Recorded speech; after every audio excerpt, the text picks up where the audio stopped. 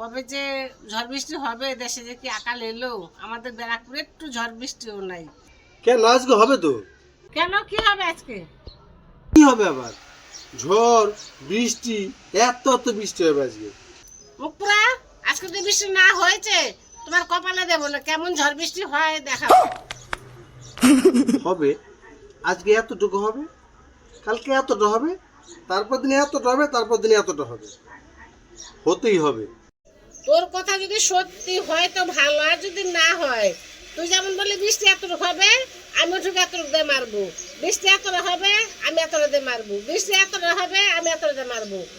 তুই বললি না এত বড় হবে, আমি পুরো ফুল ডাটাতে মুখ পুরো তোমার মুন্ডু ঘুরিয়ে দেবো, ডাটাতে বাইরে।